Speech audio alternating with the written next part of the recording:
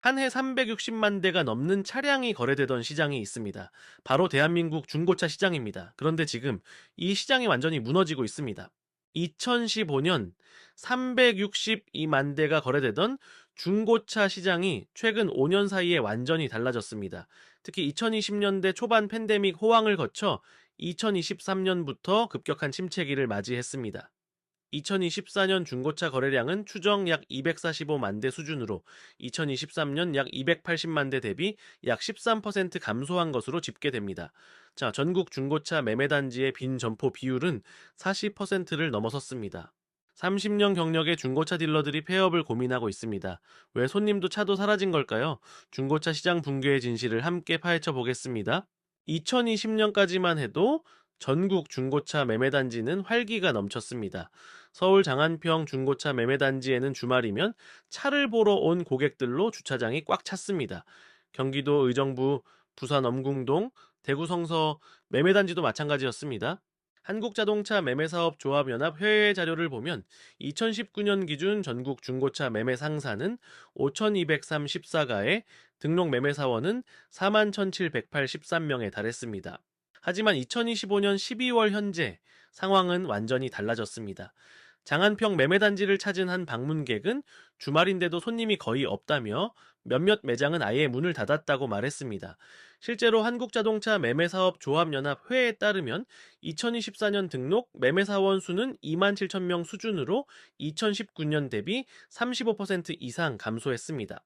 더 충격적인 건 거래량입니다. 한국자동차 산업협회 통계를 보면 2015년 362만 대였던 연간 중고차 거래량은 2023년 280만 대를 기록했고 2024년에는 추정 약 245만 대 수준으로 떨어졌습니다.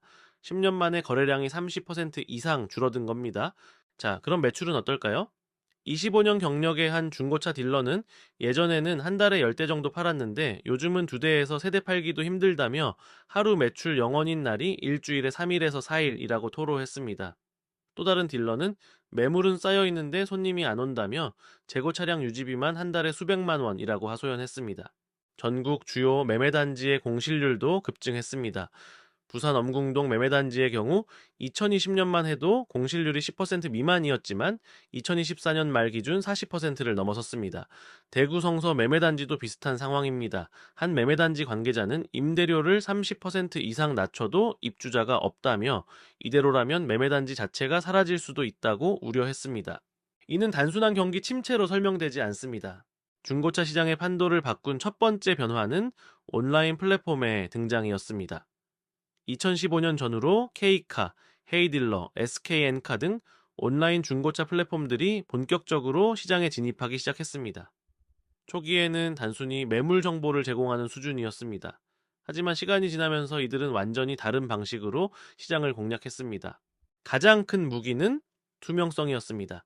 자, 기존 오프라인 매매 단지에서는 차량 상태를 육안으로 확인하고 딜러의 말만 믿고 거래해야 했습니다. 사고 이력이나 침수 여부를 정확히 알기 어려웠죠. 하지만 온라인 플랫폼들은 보험 개발원, 카히스토리 등과 연계해 사고 이력, 침수 이력, 주행거리 조작 여부 등을 실시간으로 확인할 수 있게 했습니다. 2020년 한국소비자원 조사를 보면 중고차 구매자의 68%가 차량 정보의 투명성을 가장 중요한 구매 요인으로 꼽았습니다. 온라인 플랫폼은 여기서 멈추지 않았습니다. 직접 매입한 차량에 대해 품질 보증을 제공하기 시작한 겁니다. 케이카의 경우 365일 무상 보증을 내세웠고 헤이딜러는 7일 환불 보장을 약속했습니다. 전통적인 오프라인 매매 상사에서는 상상도 할 수 없던 서비스였죠. 여기에 가격 경쟁력까지 갖췄습니다. 온라인 플랫폼들은 오프라인 매장 운영비가 들지 않으니 그만큼 가격을 낮출 수 있었습니다. 업계 관계자에 따르면 같은 차량이라도 온라인 플랫폼이 오프라인 매매 단지보다 평균 5%에서 10% 저렴하게 판매됐습니다. 그 결과는 명확했습니다. 시장조사업체 닐슨 코리아 자료를 보면 2019년 온라인을 통한 중고차 거래 비중은 전체의 15% 수준이었지만 2023년에는 35%를 넘어섰습니다. 2024년에는 40%에 육박할 것으로 추정됩니다. 불과 5년 만에 온라인 거래 비중이 2배 이상 증가한 셈이죠. 30년 경력의 한 중고차 딜러는 예전에는 고객이 직접 매장을 찾아왔는데 이제는 온라인에서 다 비교하고 결정한다며 우리는 그저 구경만 하러 오는 곳이 됐다고 말했습니다. 네, 더 큰 문제는 고객층의 변화였습니다. 두 번째 충격은 예상치 못한 곳에서 왔습니다. 바로 신차 시장이었습니다. 2023년부터 국내 자동차 제조사들이 공격적인 할인 정책을 펼치기 시작했습니다. 신차 재고 증가로 현대차와 기아차는 아반떼, K3 등 주력 모델에 대해 부분적 할인을 제공하기 시작했습니다. 차종과 옵션에 따라 100만 원에서 400만 원대의 할인이 이루어졌습니다. 왜 이런 일이 벌어졌을까요? 코로나19 팬데믹 기간 동안 자동차 생산이 중단되면서 신차 대기 기간이 6개월에서 1년까지 늘어났습니다. 그 사이 중고차 가격이 폭등했죠. 하지만 2023년부터 반도체 수급이 정상화되고 생산이 재개되면서 재고가 쌓이기 시작했습니다. 한국자동차산업협회의 자료를 보면 2023년 국내 완성차 재고는 월 평균 15만 대 수준으로 2019년 대비 30% 증가했습니다. 제조사들은 재고를 소진하기 위해 할인 경쟁에 뛰어들었습니다. 그 결과 신차와 중고차 가격 차이가 급격히 줄어들었습니다. 예를 들어 2021년식 중형 세단의 경우 이전에는 신차 대비 60%에서 65% 수준의 중고가를 유지했으나 2024년에는 50%에서 55% 수준으로 떨어졌습니다. 자, 이게 무슨 의미일까요? 신차를 2,500만 원에 살 수 있는데 3년 된 중고차가 1,400만 원이라면 소비자 입장에서는 어떤 선택을 할까요? 1,100만 원 차이로 새 차를 탈 수 있다라면 당연히 신차를 선택하겠죠. 실제로 한국금융연구원 조사를 보면 2024년 상반기 중고차 대신 신차를 구매한 소비자 비중이 전년 대비 23% 증가했습니다. 여기에 전기차 보조금 정책도 한몫했습니다. 정부는 2023년부터 전기차 구매 시 최대 680만 원의 보조금을 지원했습니다. 자, 지방자치단체 보조금까지 합치면 1,000만 원이 넘는 경우도 있었죠. 이 보조금을 받으면 3천만 원대 전기차를 2천만 원 초반에 살 수 있었습니다. 결국 중고 내연기관차는 설 자리를 잃었습니다. 서울 강남의 한 중고차 매매상은 5년 된 준중형 세단이 1,200만 원인데 보조금 받은 신차 전기차가 2,200만 원이면 누가 중고차를 사겠냐며 손님들이 와서 가격만 물어보고 그냥 간다고 토로했습니다. 이는 중고차 재고 증가로 이어졌습니다. 팔리지 않는 중고차들이 매매단지에 쌓이기 시작했습니다. 한국자동차 매매사업 조합연합회 자료를 보면 2024년 중고차 매매 상사의 평균 재고 보유 기간이 45일을 넘어섰습니다. 2020년 평균 28일이었던 것과 비교하면 60% 이상 증가한 수치입니다. 일부 매매상의 경우 재고가 3개월 이상 묵는 경우도 속출했습니다. 재고가 쌓이면 어떤 일이 벌어질까요? 자동차는 시간이 지날수록 가치가 떨어집니다. 게다가 주차비, 보험료, 세금 등 유지 비용이 계속 발생합니다. 한 중고차 딜러에 따르면 차량 한 대당 월 평균 유지비가 30만 원에서 50만 원 수준입니다. 재고 열대를 3개월 보유하면 유지비만 900만 원에서 1,500만 원이 들어가는 셈이죠. 결국 매매상들은 손해를 보더라도 재고를 털어야 했습니다. 2024년 초부터 중고차 가격이 본격적으로 하락하기 시작했습니다. 한국자동차 산업협회의 자료를 보면 2024년 1월에서 10월 중고차 평균 거래 가격은 전년 동기 대비 12% 하락했습니다. 특히 준중형 세단과 중형 SUV의 가격 하락폭이 15%를 넘었습니다. 구체적인 사례를 볼까요? 2021년식 소나타 DN2의 경우 2023년 초 1,800만 원에 거래되던 것이 2024년 말 1,400만 원 수준으로 떨어졌습니다. 1년 반 만에 400만 원, 22%나 가격이 하락한 겁니다. 2020년식 산타페 TM은 같은 기간 2,600만 원에서 2,100만 원으로 19% 하락했습니다. 여기서 첫 번째 반전이 일어납니다. 가격이 떨어지면 수요가 늘어나야 정상 아닐까요? 하지만 중고차 시장에서는 정반대 현상이 벌어졌습니다. 한국금융연구원 조사를 보면 2024년 하반기 중고차 가격이 더 떨어질 것 같아 구매를 미룬다는 응답이 전체의 41%에 달했습니다. 이른바 하락 기대 심리가 형성된 겁니다. 소비자들은 지금 사면 손해라고 생각했습니다. 조금만 더 기다리면 더 싸게 살 수 있을 거라는 기대가 퍼졌죠. 그 결과 수요는 더욱 감소했고 가격은 계속 하락했습니다. 악순환의 시작이었습니다. 20년 경력의 한 중고차 딜러는 손님이 와서 다음 달에는 얼마나 더 떨어질까요? 라고 물어본다며 이럴 때 뭐라고 대답해야 할지 모르겠다고 말했습니다. 가격 하락은 또 다른 문제를 낳았습니다. 중고차 가격 폭락은 기존 차량 소유자들에게도 충격을 안겼습니다. 한국은행 자료를 보면 2024년 기준 국내 자동차 할부 잔액은 약 78조 원에 달합니다. 이 중 상당수가 중고차 구매를 위한 할부입니다. 문제는 이들 차량의 시장 가치가 할부 잔액보다 낮아지는 이른바 역전 현상이 발생했다는 겁니다. 구체적인 사례를 볼까요? 2022년 중반에 3년 된 그랜저를 3,200만 원에 구매하면서 2,400만 원을 할부로 빌린 A씨의 경우를 보겠습니다. 이 2년이 지난 2024년 말 할부 잔액은 1,600만 원이 남았습니다. 하지만 같은 차량의 시장 가격은 2,200만 원으로 떨어졌습니다. 언뜻 보면은 600만 원의 자산 가치가 남은 것 같지만 실상은 다릅니다. 중고차를 팔려면 매매상의 수수료를 내야 하고 실제 매각가는 시세보다 5%에서 10% 낮습니다. 결국 A씨가 차를 팔면 2천만 원 정도를 받을 수 있습니다. 할부 잔액 1,600만 원을 갚으면 손에 쥐는 돈은 400만 원 뿐입니다. 2년 전 800만 원을 현금으로 냈는데 400만 원만 돌려받는 셈이죠. 더 심각한 경우도 있습니다. 2023년 초 고금리 시기에 중고차를 할부로 구매한 사람들의 경우 할부 잔액이 차량 가치보다 높은 음의 자산 상태에 빠졌습니다. 금융감독원 조사를 보면 2024년 상반기 기준 중고차 할부 이용자 중 약 18%가 이런 상황에 처한 것으로 추정됩니다. 이게 무슨 의미일까요? 차를 팔아도 빚을 다 갚을 수 없다는 겁니다. 예를 들어 할부 잔액이 1,800만 원인데 차량 매각가가 1,600만 원이라면 200만 원을 추가로 마련해야 합니다. 차는 없고 빚만 200만 원 남는 거죠. 한 커뮤니티 게시판에는 차 팔고 싶은데 할부금이 더 많이 남았다. 어떻게 해야 하나? 라는 하소연이 넘쳐났습니다. 이는 중고차 시장의 수요를 더욱 위축시켰습니다. 차를 바꾸고 싶어도 바꿀 수 없는 사람들이 늘어난 겁니다. 한국금융연구원 조사에 따르면은 2024년 차량 교체를 원하지만 할부 문제로 포기했다는 응답이 전년 대비 34% 증가했습니다. 악순환은 계속됐습니다. 중고차 시장에 마지막 타격을 가한 건 전기차의 급부상이었습니다. 2024년 국내 전기차 신규 등록 대수는 약 18만 대로 전년 대비 45% 증가했습니다. 한국자동차산업협회 자료를 보면은 전체 신차 판매에서 전기차가 차지하는 비중이 11%를 넘어섰습니다. 불과 3년 전인 2021년 5% 수준이었던 것과 비교하면 2배 이상 늘어난 수치입니다. 전기차 증가는 중고 내연기관차의 직격탄이었습니다. 소비자들 사이에서 내연기관차는 곧 사라질 기술이라는 인식이 확산됐습니다. 실제로 유럽연합은 2035년부터 내연기관차 판매를 금지하기로 했고 미국 캘리포니아주도 같은 정책을 발표했습니다.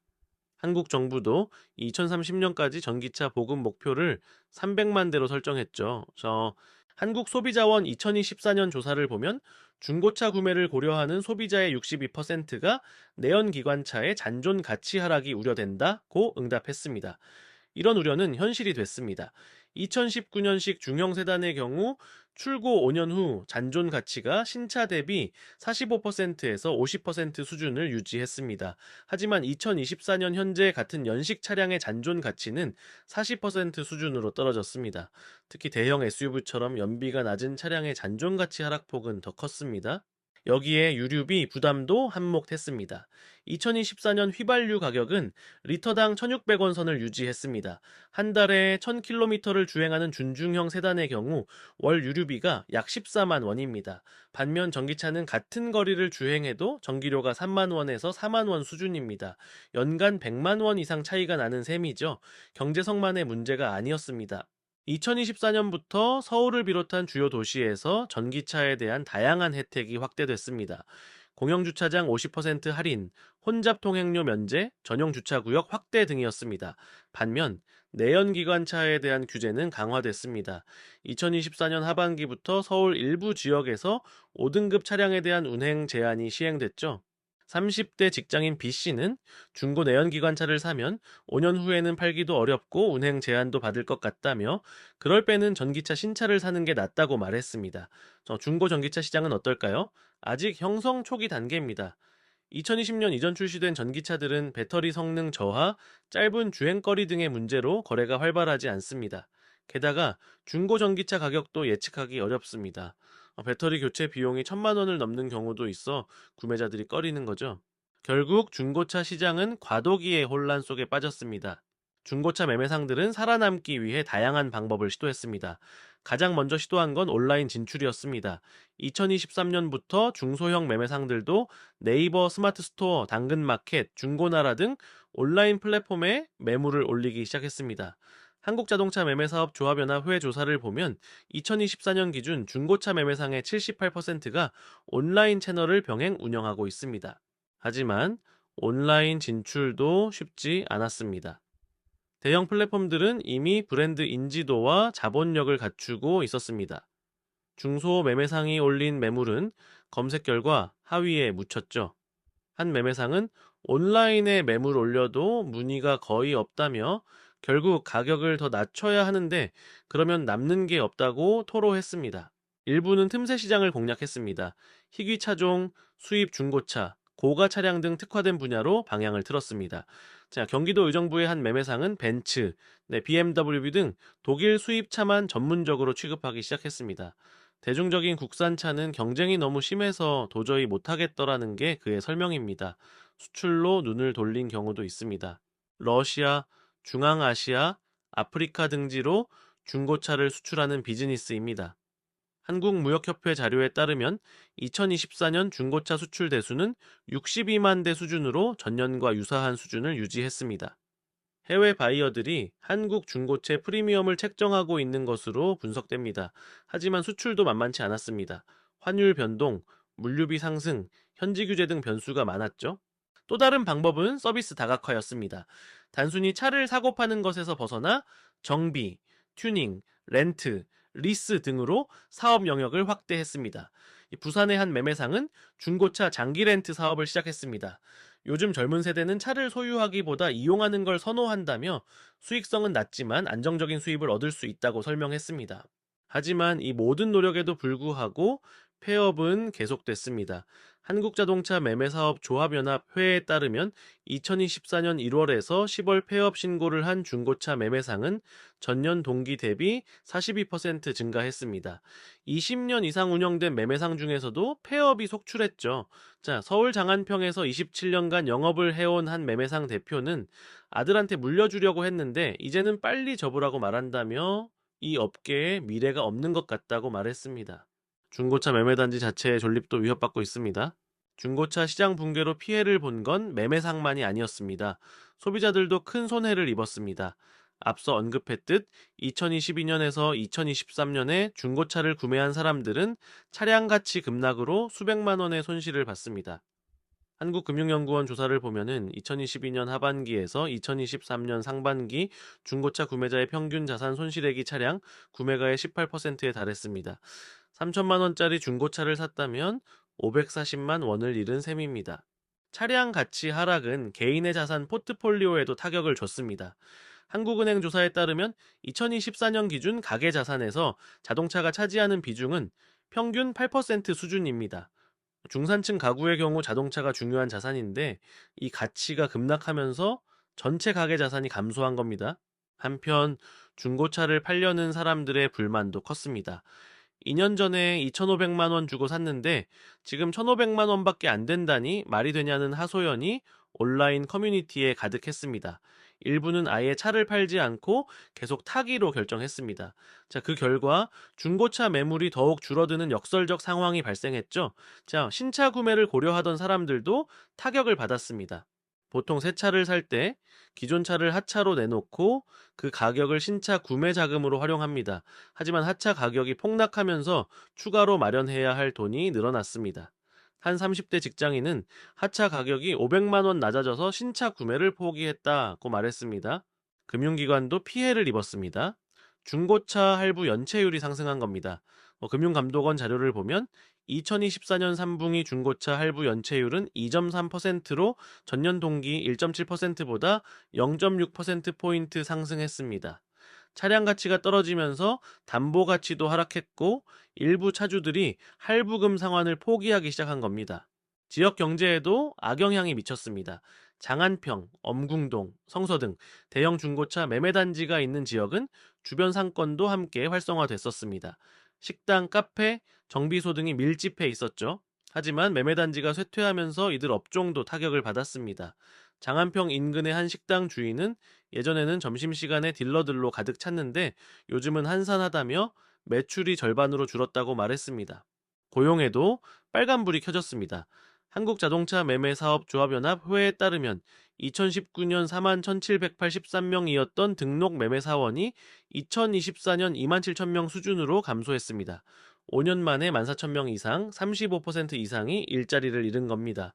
50대 중반의 한 전직 딜러는 30년 이 일만 해왔는데 다른 걸 할 수도 없고 막막하다며 나이 들어 재취업도 어렵다고 하소연했습니다. 결국 중고차 시장 붕괴는 사회 전체에 파장을 일으켰습니다. 360만 대가 거래되던 중고차 시장의 붕괴는 우리에게 중요한 교훈을 남겼습니다. 가장 큰 문제는 시장 변화에 대한 대응 실패였습니다. 온라인 플랫폼이 등장하고 소비자들이 투명성을 요구할 때 전통적인 매매상들은 기존 방식을 고수했습니다. 신차 가격이 하락하고 전기차 시대가 도래할 때도 적응하지 못했죠. 구조적 문제도 치명적이었습니다. 자, 높은 수수료, 불투명한 거래, 허위 매물 등 오랜 관행이 소비자 신뢰를 무너뜨렸습니다. 자, 그 사이 자본력과 기술력을 갖춘 대형 플랫폼이 시장을 장악했습니다.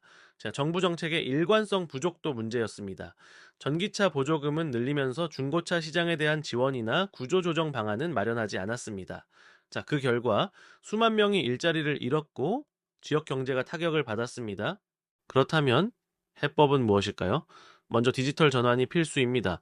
중소 매매상들도 온라인 플랫폼을 적극 활용하고 차량 정보의 투명성을 높이면 좋겠습니다. 정부는 중고차 이력 정보 시스템을 더욱 강화하고 소비자 보호 장치를 마련하면 좋겠습니다. 틈새 시장 개척도 필요합니다. 희귀 차종, 클래식카, 고급 수입차 등 특화된 영역에서 경쟁력을 찾으면 좋겠습니다. 단순 매매를 넘어 정비, 튜닝, 렌트 등 서비스를 다각화하는 것도 방법입니다. 전기차 시대에 맞는 새로운 비즈니스 모델도 고민해보면 좋겠습니다. 중고 전기차 배터리 성능 인증, 배터리 교체 서비스 등 새로운 수요에 대응하는 겁니다. 무엇보다 중요한 건 신뢰 회복입니다.